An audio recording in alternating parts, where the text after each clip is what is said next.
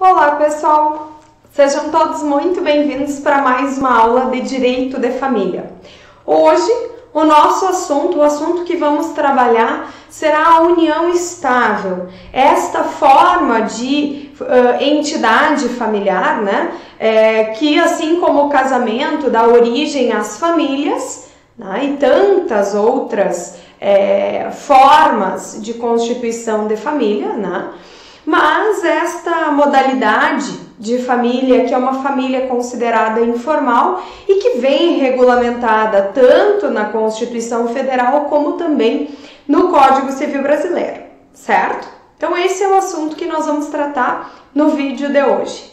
Contudo, para que a gente possa entender o que temos de regulamentação com relação à união estável hoje, nós precisamos, em um primeiro momento, traçar algumas fases pelas quais a união estável passou no Brasil.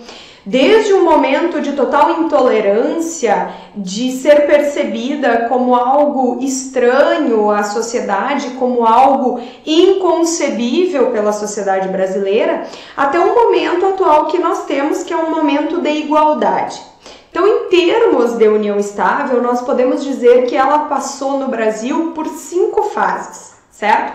E nós vamos falar um pouquinho, então, destas 5 fases pelas quais a união estável passou.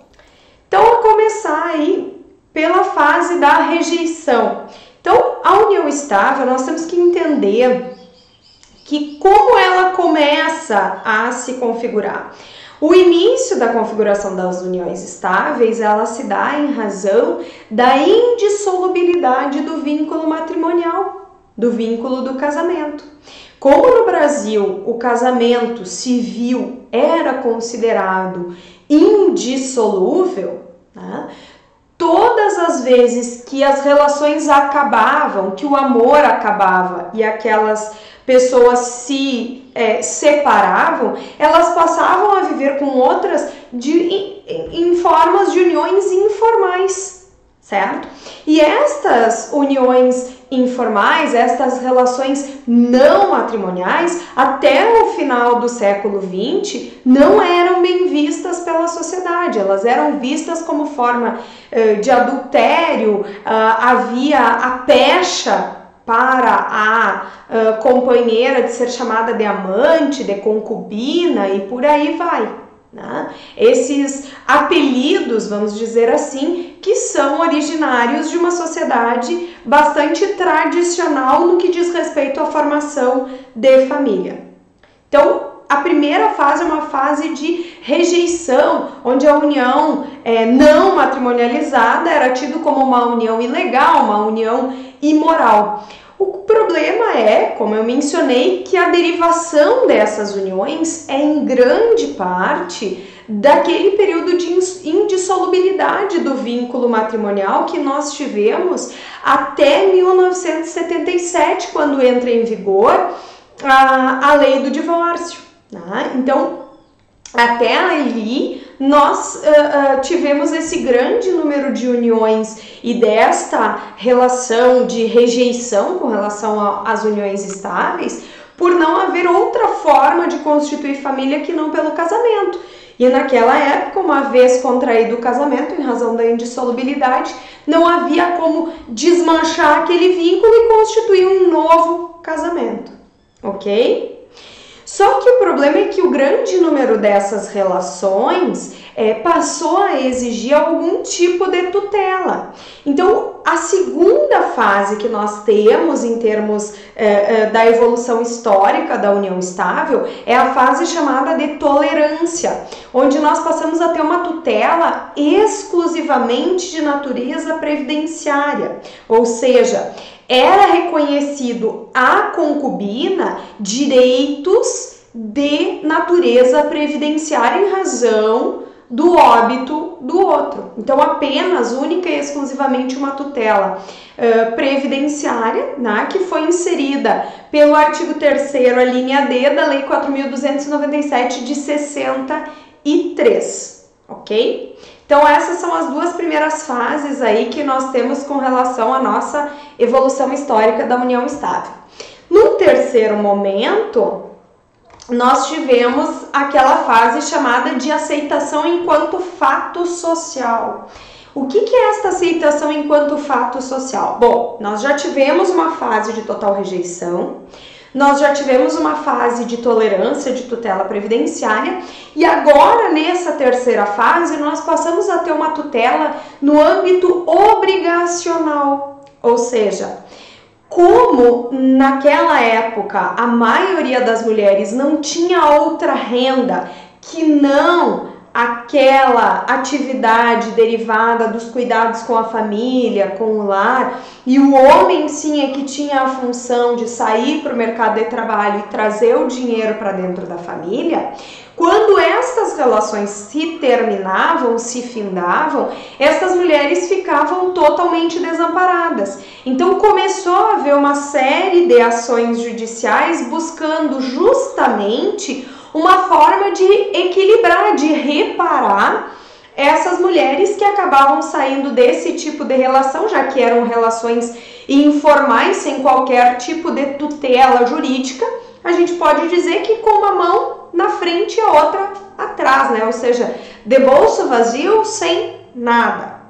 Então, nesse terceiro momento, nós passamos a ter, como uma forma de solução, ao menos para aquele momento, para não deixar as mulheres totalmente desprotegidas, as mulheres totalmente sem qualquer condição de se sustentar, de se manter a vida, foram concedidas indenizações como forma de indenização por prestação de serviços domésticos.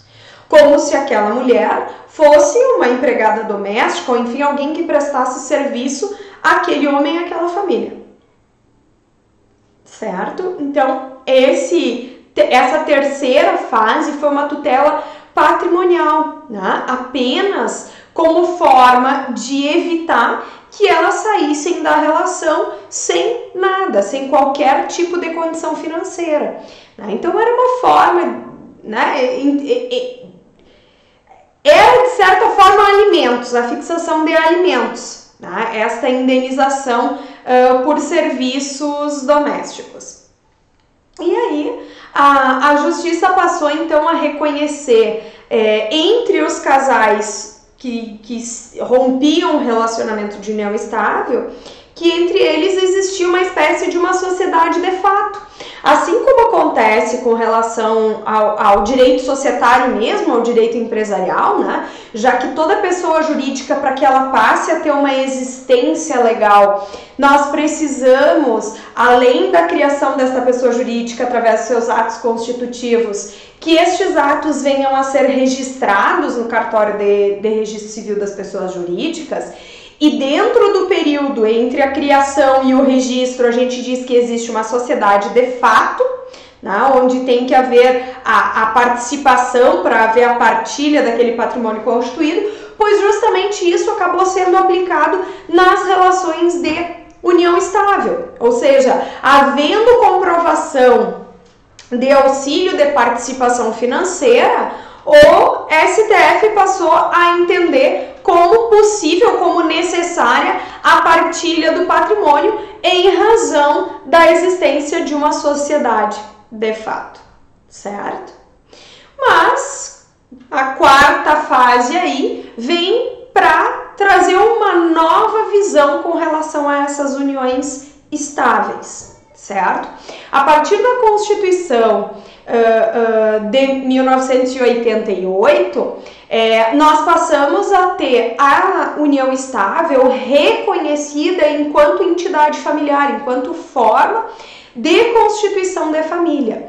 E aí todos aqueles julgamentos relacionados às uniões estáveis passaram a ocorrer nas varas cíveis.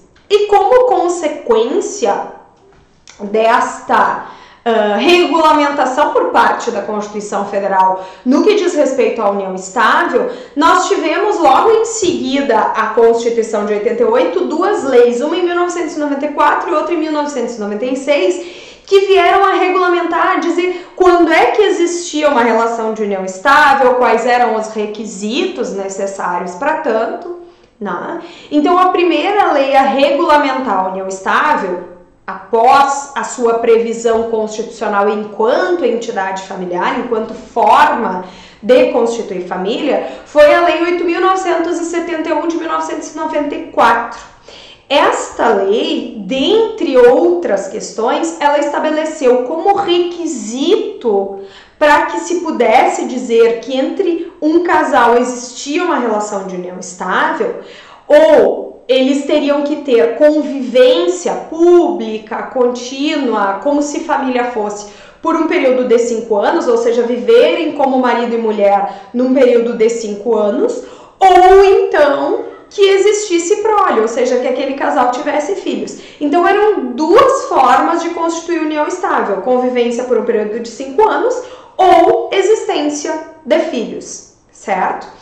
Esta lei ainda, ela reconheceu que aos companheiros, aos conviventes, né, em união estável, era reconhecido o direito a receber alimentos em razão do término da relação e direito também a receber herança, né, direito sucessório em face do falecimento do companheiro. Em 1996 entra então em vigor a Lei 9.278, que altera a lei anterior, retirando o prazo mínimo para a configuração da união estável. E desde ali passou de certa forma, a se criar algumas, vamos dizer, fantasias com relação à constituição da união estável, porque afinal de contas, a partir do momento em que não há previsão, a quantificação de prazo mínimo para a existência da relação, nós não temos, na verdade, como dizer ao certo se aquela relação é uma relação de união estável ou não, pelo simples fato do tempo passado de convivência entre o casal. Certo? Então, a Lei 9.278 retira o prazo. Então, nós podemos ter relações de união estável de 5 anos, de 1 ano, de 6 meses. Não é o prazo que vai determinar a existência ou não da união estável. Certo? Mais ainda, essa lei passou a proteger como união estável aquelas relações entre duas pessoas onde ambas ou uma delas estivesse casada ainda, ou seja, não divorciada, mas já separada de fato, certo? Ainda determina, passa a fixar, assim como era garantido ao cônjuge, passa a garantir para o companheiro o direito real de habitação e determina que toda e qualquer discussão no que diz respeito à existência ou não dessas uniões fossem discutidas nas varas de direito de família, onde houvesse vara especializada, certo?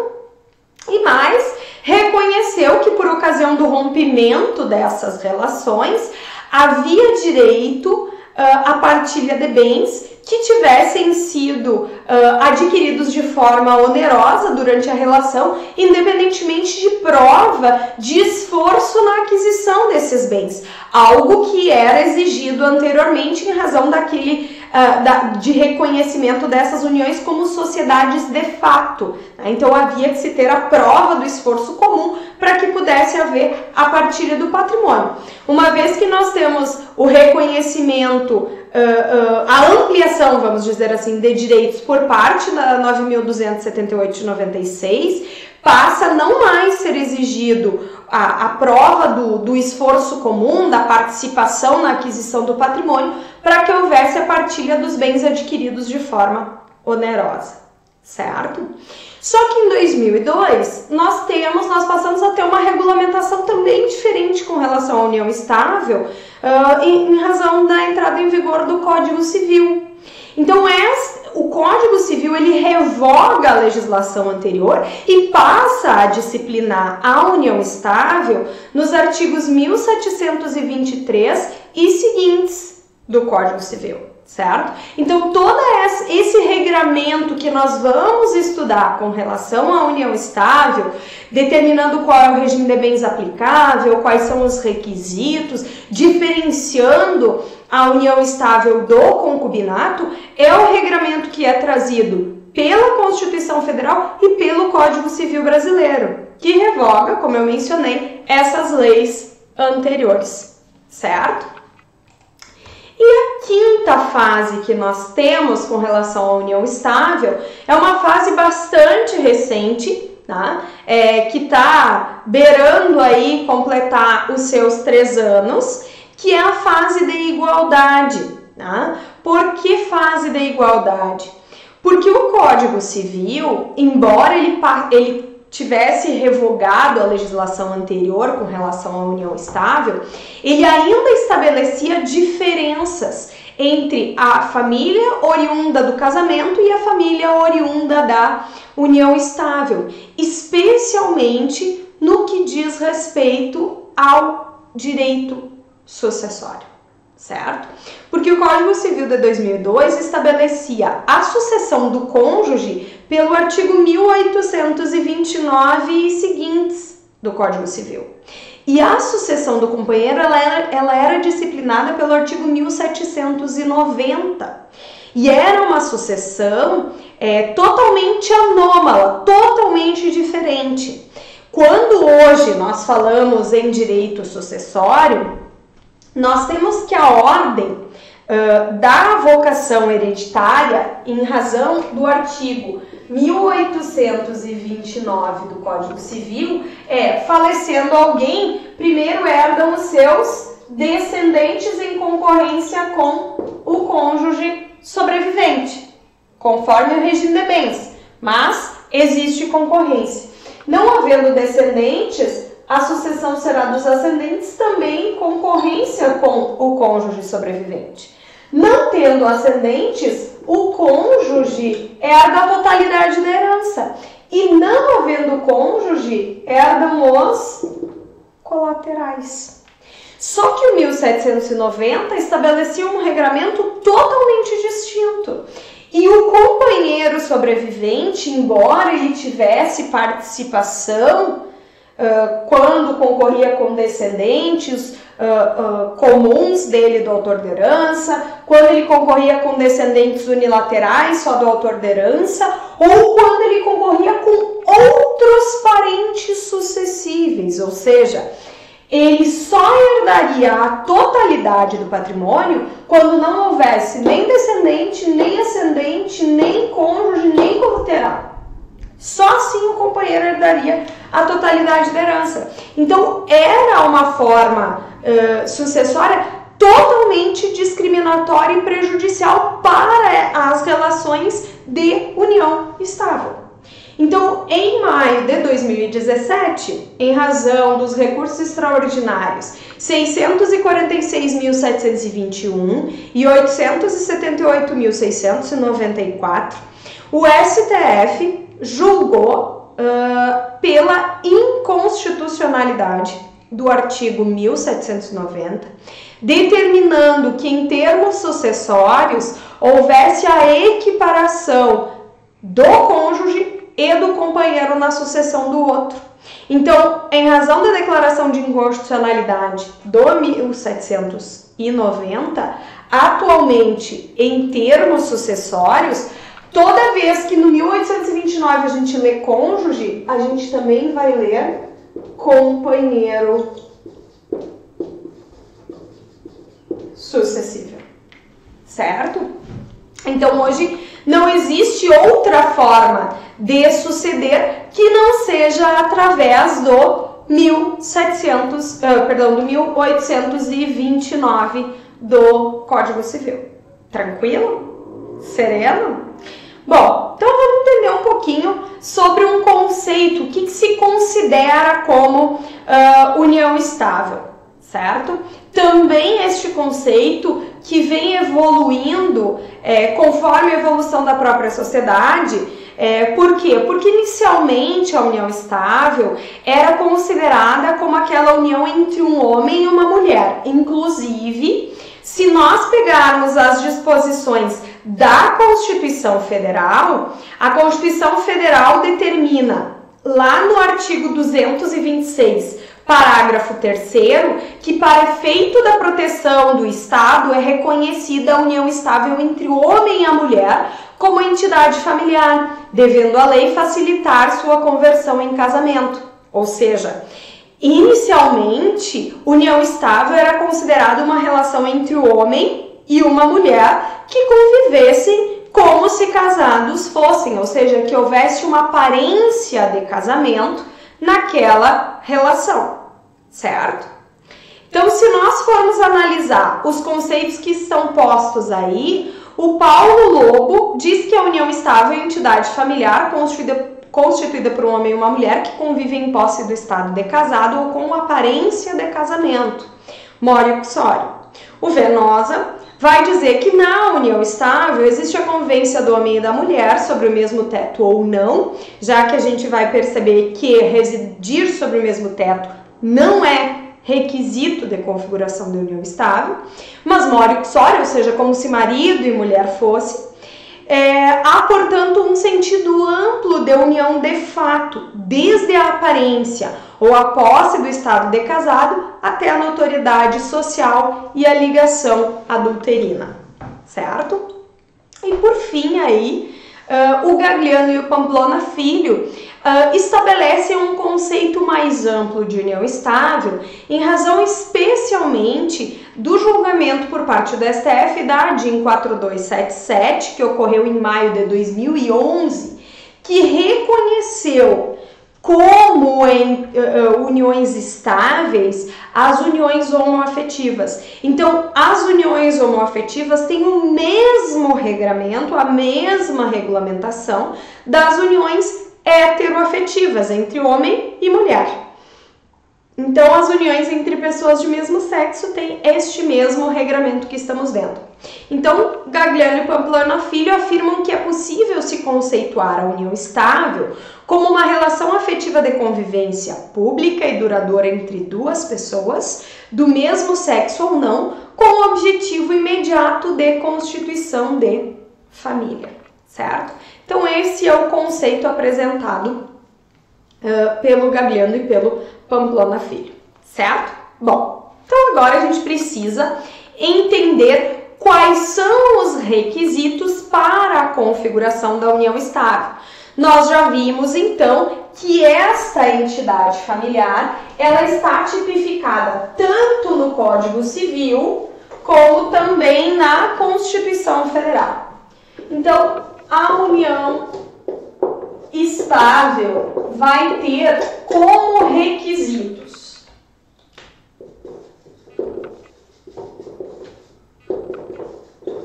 aqueles estabelecidos pelo artigo 1723 do Código Civil, certo? Então vamos lá, o que diz o 1723? É reconhecida como entidade familiar a união estável entre o homem e a mulher, configurada na convivência pública, contínua e duradoura e estabelecida com o objetivo de constituir família. Então, a primeira coisa que nós temos que entender aqui, tá? A união estável, ela é considerada uma entidade familiar, tanto pela redação do 1723 do Código Civil, como também do artigo 226, parágrafo 3º da Constituição Federal. Por que eu estou tratando dessas disposições aqui? Porque sempre que vocês se depararem com alguma ação visando o reconhecimento de uma união estável ou discutindo o que quer que seja com relação à união estável, não se esqueçam de que a união estável é tutelada constitucionalmente, que nós precisamos trazer esta abordagem constitucional para dentro da discussão do nosso processo, ok? Bom, então a união estável é uma entidade familiar. Aí o 1723 fala entre homem e mulher, só que nós já percebemos que em razão do julgamento do STF na ADIM 4275, foi dado ao 1723 interpretação conforme a Constituição. Então, é uma união entre duas pessoas de mesmo sexo ou não.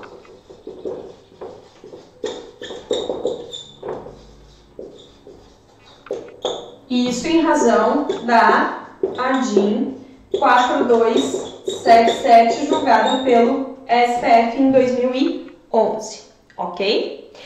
Esta entidade familiar, configurada pela união entre duas pessoas, também ela se configura na convivência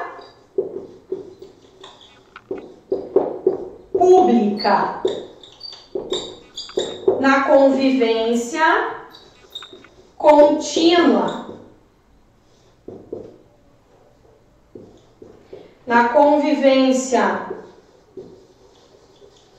duradoura e na convivência com objetivo de constituir família, certo? Então, olhem lá, eu apenas coloquei aqui os requisitos que estão no 1723. É reconhecida como entidade familiar a união estável entre o homem e a mulher, né? Então entre duas pessoas em razão da ADIM, configurada na convivência pública, contínua, duradoura e estabelecida com o objetivo de constituir família, certo? Então aqui, pessoal, o que é uma convivência pública?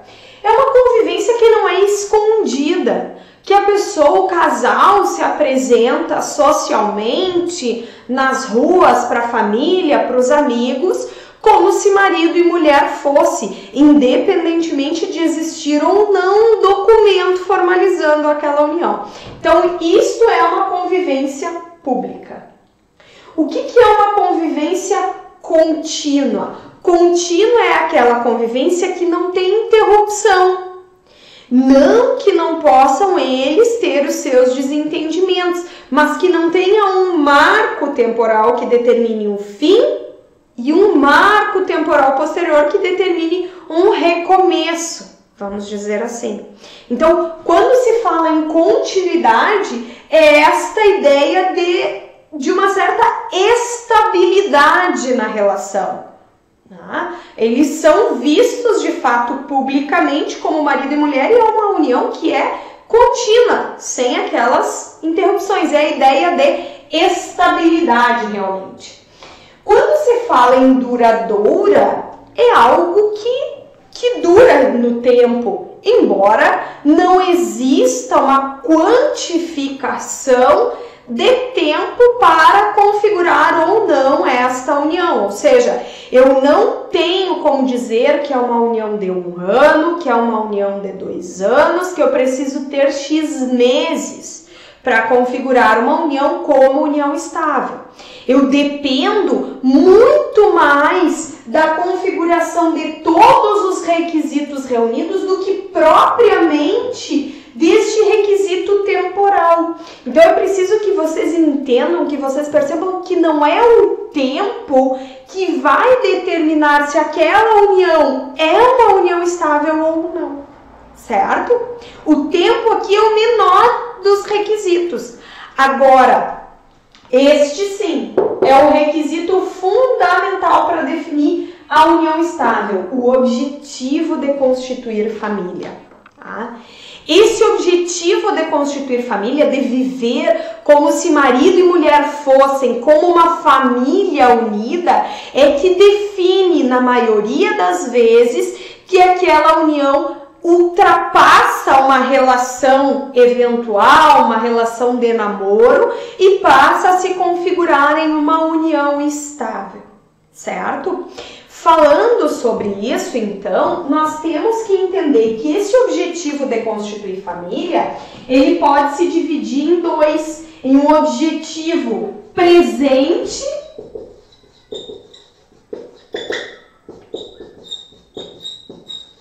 ou um objetivo futuro de constituir família. Se eu te tiver um objetivo presente no momento, desde logo, de constituir família, aqui eu tenho uma união estável. Agora, se o meu objetivo de constituir família no futuro é daqui certo tempo, é depois que colagrar no ensino superior, é depois que terminar o mestrado, é depois que não sei o que, então esse será um namoro, aqui eu manterei uma união estável, certo? E aí, aproveitando então o ensejo, depois a gente retoma algumas questões importantes, tá? Nós temos muitas discussões ultimamente sobre o chamado, vamos fazer um balãozinho aqui, contrato de namoro, tá? Nós temos muitas discussões judiciais a respeito da validade ou não deste contrato de namoro. Então, olhem só, o que vai me diferenciar se a relação é um namoro ou se é uma união estável é a presença dos requisitos de que seja uma união pública, contínua, duradoura e que tenha o objetivo presente de constituir uma família, certo?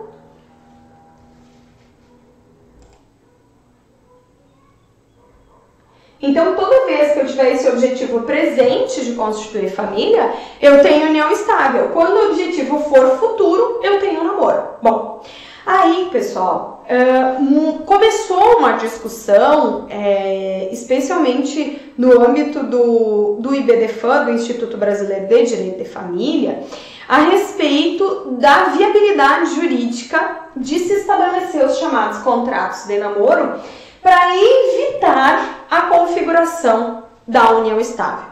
Então, o que são esses contratos de namoro? Os contratos de namoro são contratos firmados entre o casal, dispondo que aquela relação é apenas um namoro e que não configura união estável, certo? E que não configura união estável. Só que tem um pequeno porém aí que talvez os defensores da existência e da validade deste contrato de namoro tenham se olvidado, tenham se esquecido, que é o fato de que a união estável ela é classificada como um ato-fato jurídico. O que é um ato-fato jurídico? O ato-fato jurídico, vocês estudaram lá no Civil Parte Geral, tá? Lá nos fatos jurídicos. Então, todo fato, todo acontecimento é um fato. Só que nem todo acontecimento, nem todo fato interessa para o mundo jurídico. E aí nós temos então aqueles fatos que são aqueles acontecimentos derivados, originados da natureza, que geram efeitos aquisitivos, modificativos, conservativos ou extintivos de direitos, e nós temos os atos jurídicos, que são aquelas atuações humanas que geram efeitos aquisitivos, conservativos, modificativos ou extintivos de direitos. E entre os fatos e os atos jurídicos, nós temos uma categoria intermediária. Por que uma categoria intermediária? É o ato-fato jurídico. Por quê? Porque nos fatos não existe atuação humana, é uma atuação da natureza. Nos atos existe atuação humana e mais, existe manifestação da vontade para atingir certo e determinado efeito, certo e determinado objetivo. Só que nesta categoria intermediária, embora exista uma atuação humana, ela é desprovida de uma manifestação de vontade consciente para atingir o objetivo, para atingir um efeito. Ou seja, uma vez que estejam configurados os requisitos, presentes os requisitos, nós dizemos que existe uma união estável, independentemente do querer ou não querer das partes. E é justamente por isso que nós temos muitas ações em que se discute se aquela relação é uma união estável ou se não é uma união estável. É por esta questão de que independe, né, do querer ou do não querer das partes para que se configure uma relação de união estável.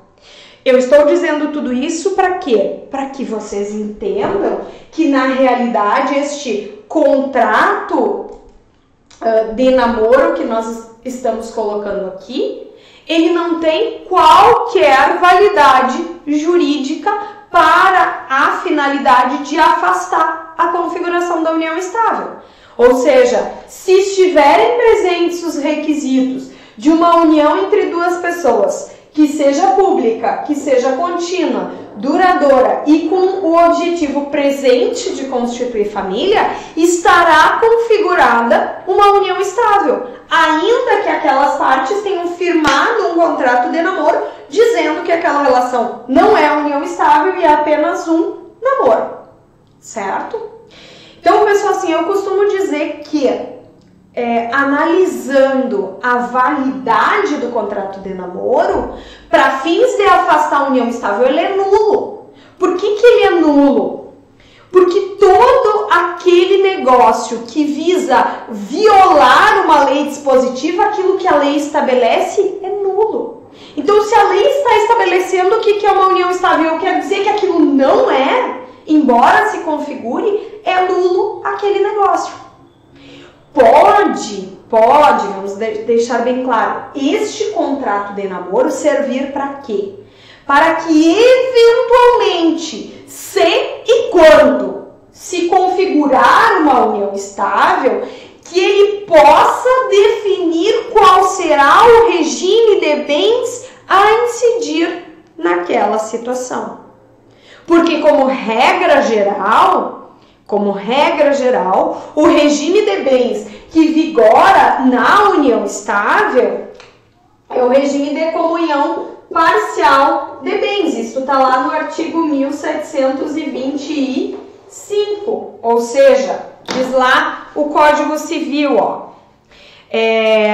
na união estável, salvo o contrato escrito entre os companheiros, aplica-se às relações patrimoniais no que couber o regime de comunhão parcial, ou seja, se nada for disposto, se eles apenas passarem a viver como se marido e mulher fossem, o regime será de comunhão parcial, embora eles possam dispor, através de uma escritura pública declaratória de união estável ou de um contrato particular reconhecendo a existência da união estável e escolhendo o regime de bens que melhor entenderem para regular aquela relação. Eu vou mais além. Este reconhecimento por documento escrito da união estável, ele pode inclusive ser retroativo. Eu posso ter um casal que vive há 10 anos juntos, como se marido e mulher fossem, sem qualquer tipo de regulamentação, e agora eles resolverem firmar um documento, uma escritura pública de união estável, retroativa a 10 anos atrás, quando começaram a viver juntos, estabelecendo um regime de separação de bens, por exemplo, com relação à disposição patrimonial, certo? Então isso é absolutamente possível e este contrato de namoro, ele se presta então, no meu sentir, exclusivamente para eventual definição com relação ao regime de bens a vigorar entre o casal. Tranquilo? Sereno? Retomando então, pessoal, com relação aos requisitos que nós estávamos mencionando no que diz respeito à união estável, vejam que aí no material de vocês está o 223, parágrafo 3º da Constituição e 1723 do Código Civil, que nós já mencionamos, que são os dispositivos que disciplinam, regulamentam a união estável, que ela tem que ser estável, duradoura, contínua, a questão da diversidade de sexos, a publicidade, o objetivo de constituição de família, né? Esta união estável, ela determina, assim como o casamento, os deveres de lealdade, de respeito, de assistência mútua, direito sucessório, direito a alimentos, direito à igualdade na relação familiar, direito ao planejamento familiar e ao número de filhos que queiram ou não queiram ter, né? Então tudo isso é consequência dessa entidade familiar.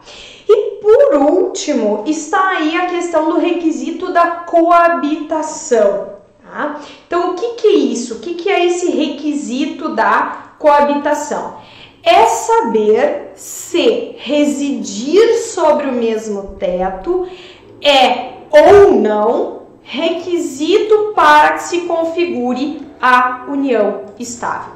E aí nós temos então a súmula 382 do STF, e essa súmula 382 vai justamente determinar que a vida em comum sob o mesmo teto, more uxório, ou seja, como se marido e mulher fosse, more uxório significa como se marido e mulher fossem, não é indispensável a caracterização do concubinato e agora da união estável. Então, residir sobre o mesmo teto não é requisito. Tá? Então, vamos colocar aqui, ó. Residir sob mesmo teto não é requisito. Súmula 382 do STF. Certo? Então, os requisitos mesmo para que se configure a união estável são estes aqui: união entre duas pessoas, pública, contínua, duradoura, com o objetivo presente de constituir família. Certo? Tranquilo?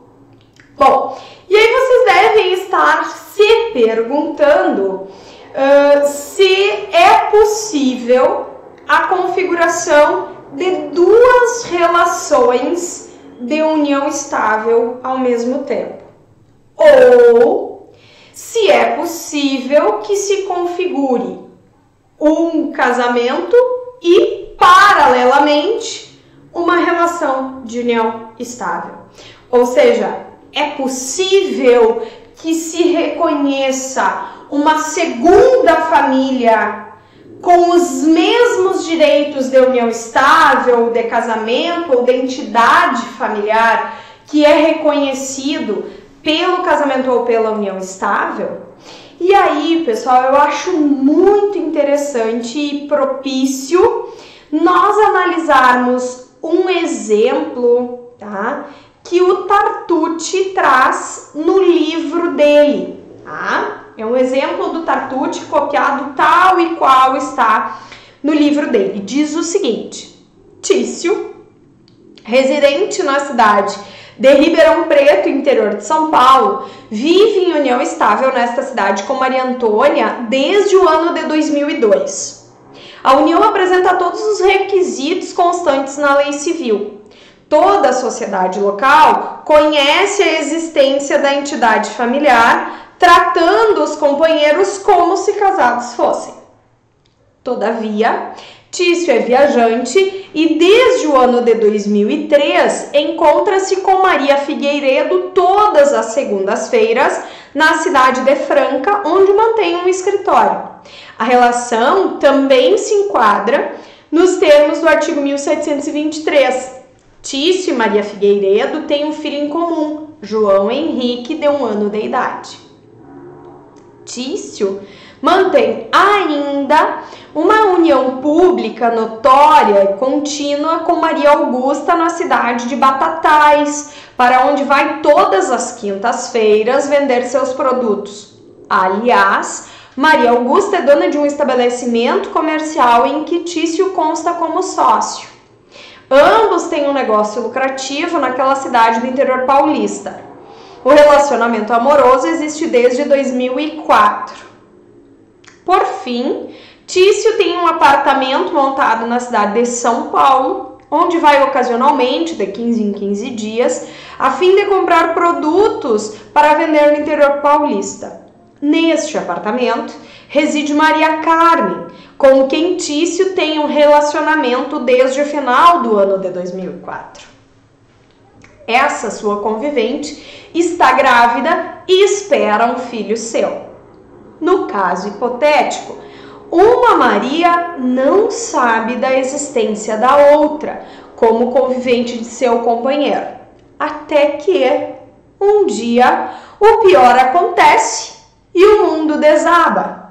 E aí, meus amores, se eu bem conheço vocês, vocês devem estar dizendo algo do tipo: e deu ruim pro Tício, né? Por que fato deu ruim pro Tício? Porque no momento em que ele tem 4 Marias ao mesmo tempo, uma sem saber da existência da outra, quando uma delas descobre a existência das demais, alguma coisa deve ser feito. Então, 3 perguntas nós temos que nos fazer. Se nenhum dos relacionamentos se configura como união estável, se todos as uniões se configuram como uniões estáveis, ou se apenas uma delas, a mais antiga, a primeira, se configura como união estável. Tá? Então, por que a gente se faz essas 3 perguntas? Porque, na realidade, são 3 as teorias que vão discutir os direitos das conviventes nesse caso. E aí, meus amigos, eu digo para vocês o seguinte, que a teoria mais aplicada, a mais aceita, que é utilizada pelos tribunais superiores, que é utilizada para fins de eventual prova da OAB, que é utilizada para fins de eventual discussão de resposta na prova da professora Maitê, tá? É aquela que diz que a primeira união, e aí no nosso exemplo então seria o caso da Maria Antônia, aquela que se configurou em 2002, tá? Então a primeira união será uma relação de união estável, e todas as demais, a da Maria Figueiredo, a da Maria Augusta e a da Maria Carmen, tá? Não são consideradas relações de união estável, mas sim relações de concubinato nos termos do artigo 1727 do Código Civil. As relações não eventuais entre homem e mulher impedidos de casar constituem-se de concubinato. Tá?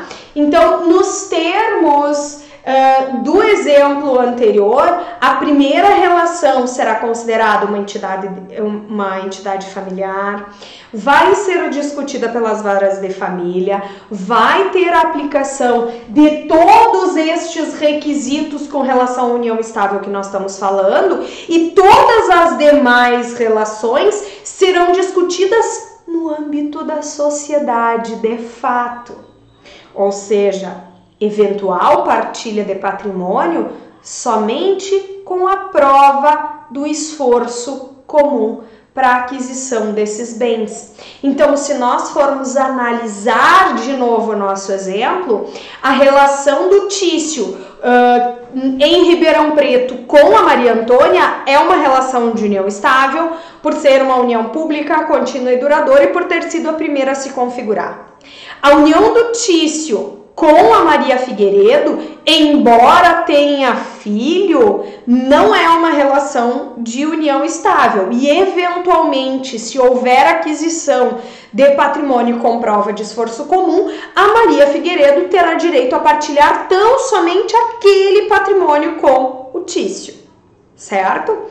Com relação à união entre a Maria Augusta e o Tício, onde eles têm um estabelecimento comercial, diz inclusive que é lucrativo e o Tício é sócio, este sim, este haverá partilha deste estabelecimento comercial.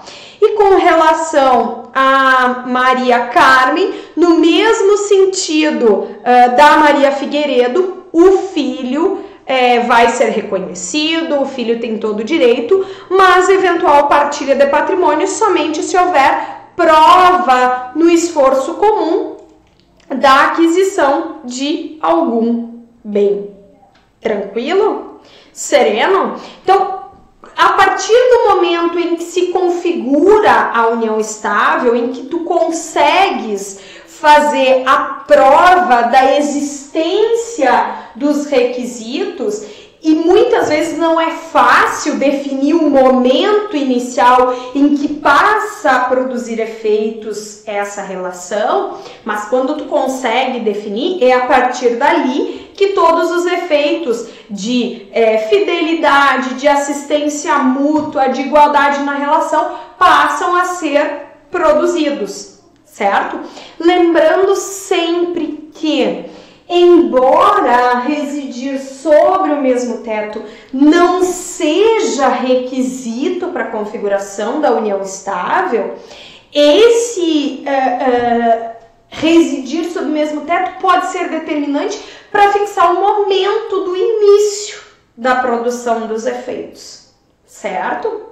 E assim como acontece no casamento, a união estável ela vai parar de produzir efeitos no momento em que se conseguir demonstrar que houve um rompimento entre aquele casal, em que houve um rompimento, cada um foi para o seu lado, então ali para de produzir efeitos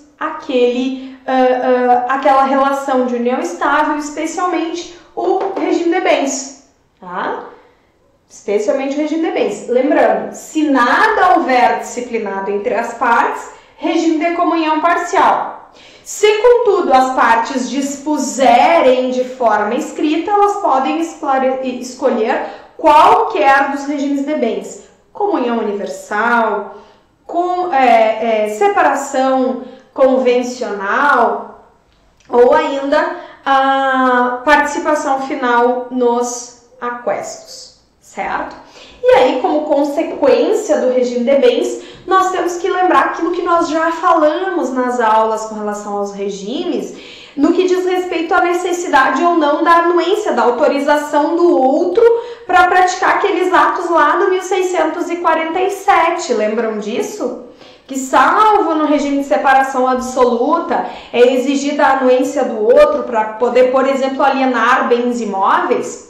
Pois é, lembrem que para que isso seja ou possa ser exigido por ocasião de união estável, nós precisamos ter uma união estável regulamentada e ter o registro desta regulamentação no cartório de registro de imóveis, da mesma forma como acontece com o pacto antinupcial quanto ao casamento, tá, pessoal? Tranquilo? Que mais aí nós precisamos comentar com relação à união estável? Lembrei, o artigo, nós falamos do caput do 1723, mas nós não falamos dos dois parágrafos, tá? Olhem só. Quando nós estudamos o casamento, nós estudamos o artigo 1721, que tratava dos impedimentos matrimoniais, e do 1723, que tratava das causas suspensivas, certo? Então agora a gente precisa relembrar desses dois dispositivos. Por quê?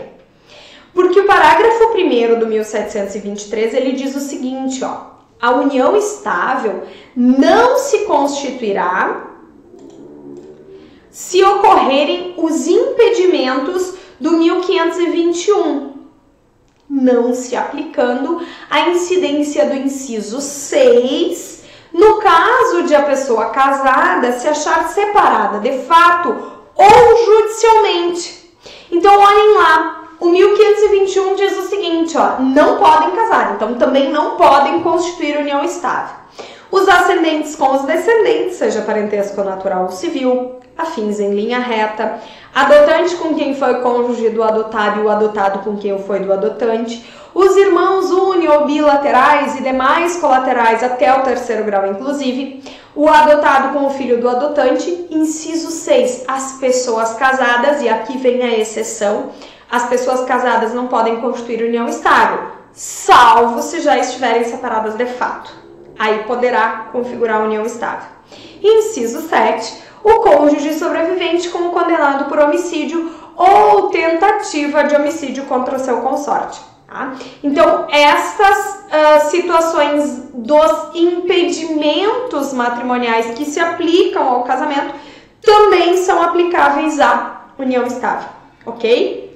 Agora, o parágrafo 2º vai dizer que as causas suspensivas do 1523 não impedirão a caracterização da união estável. E as causas suspensivas são aquelas que diz que não devem casar o viúvo ou a viúva, que tiver filho do cônjuge falecido enquanto não fizer inventário, a viúva ou a mulher cujo casamento se desfez por ter sido nulo ou anulado até 10 meses depois do começo da viuvez ou da anulação, o divorciado enquanto não houver sido homologada a partilha de bens, e o tutor ou curador e os seus descendentes, ascendentes, irmãos, cunhados ou sobrinhos com a pessoa tutelada ou curatelada enquanto não cessar a tutela ou curatela e não forem saudadas as respectivas contas. Então, estas disposições do 1523 não se aplicam à união estável, ou seja, não impedem a configuração da união, da relação de união estável. Certo? Tranquilo? Então, lembrem que a união estável não se configura se existir um impedimento matrimonial, salvo na situação da pessoa casada, mas que já seja separada de fato. Tá? Depois nós temos o 1724, que vai tratar dos deveres de lealdade, respeito, assistência, que nós já havíamos mencionado. O 1725, que vai tratar do regime de bens, né, que também nós já tínhamos falado. Já falamos do 1727, mas não falamos do 1726, que diz que a união estável poderá converter-se em casamento mediante pedido dos companheiros ao juiz e assento no registro civil. Este 1723 é uma regulamentação do parágrafo 3º, cadê ele? Do parágrafo 3º do 226 da Constituição Federal, que diz lá, ó, para efeito da proteção do Estado é reconhecida a união estável entre o homem e a mulher como entidade familiar, devendo a lei facilitar sua conversão em casamento. Então, a lei, o Código Civil, estabelece que é possível que os conviventes, a partir de um requerimento ao juiz e assento no registro civil, busquem a conversão da união estável em um casamento. E aí vocês vão me perguntar, os efeitos são retroativos ou não? Tá? Como regra geral, a conversão não produz efeitos retroativos, ou seja, da data do início até a conversão é uma relação de união estável e dali para frente é um casamento. Poderá ter efeitos retroativos se as partes requererem retroação de efeitos e não houver prejuízo para terceiros, certo? Então, nesses casos, haverá a possibilidade da retroatividade dos efeitos da conversão da união estável em casamento, ok? Tranquilo, sereno até aqui? Então vamos falar um pouquinho a respeito da partilha de bens em razão da dissolução da união estável. Tá? Toda vez que eu tiver uma união estável regulamentada, eu preciso, quando ela chega ao fim, apenas dissolvê-la. Então, se eu tenho um documento escrito que já reconhece a existência daquela união, eu preciso apenas fazer uma dissolução. Agora, se eu não tenho a união estável reconhecida, eu preciso reconhecer e dissolver a união estável. Tá? E esta dissolução, ou reconhecimento e dissolução, pode ser de duas ordens. Pode ser consensual o litigioso, certo? Cuidem que não há necessidade de homologação judicial quando eu tiver as partes maiores, capazes, tá? Sem qualquer direito de incapaz no meio, ou seja, quando não houverem filhos ou nascituros, que são as disposições lá do CPC, no artigo 733 do CPC. Então, o 733 do CPC diz que o divórcio consensual, a separação consensual e a extinção consensual de união estável, não havendo nascitura ou filhos incapazes e observados os requisitos legais, poderão ser realizados por escritura pública, da qual constarão as disposições do 731.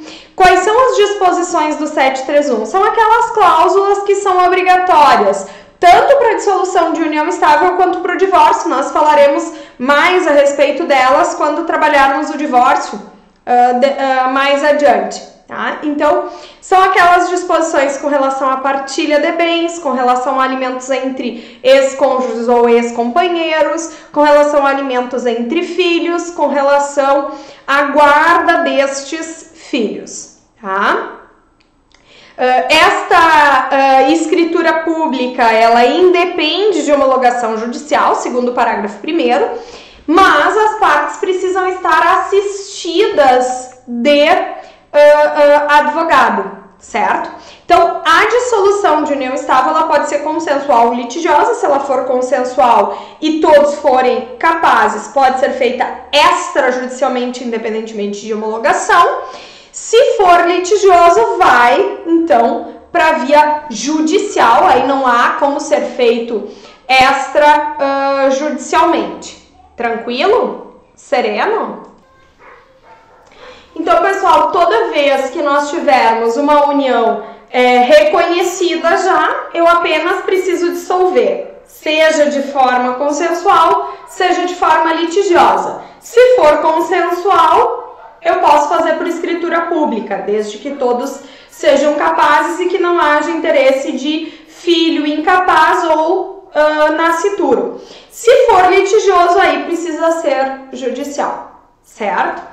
Se não houver o reconhecimento, eu preciso fazer reconhecimento e dissolução da união estável, que também pode se dar consensualmente, inclusive pela via extrajudicial, ou, se for litigioso, pela via extrajudicial.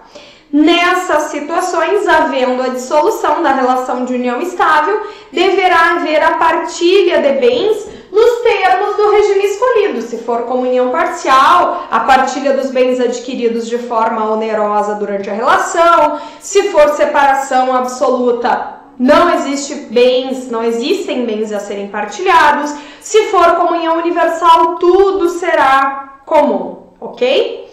Se porventura um dos conviventes falecer, o outro será herdeiro nos termos do artigo 1829, que é um assunto que vocês vão estudar em direito sucessório. Tranquilo? Sereno? Então, acho que era isso que nós precisávamos trabalhar com relação à união estável. Tranquilo? Sereno? Espero que vocês tenham gostado e até a próxima. Super beijo. Tchau, tchau.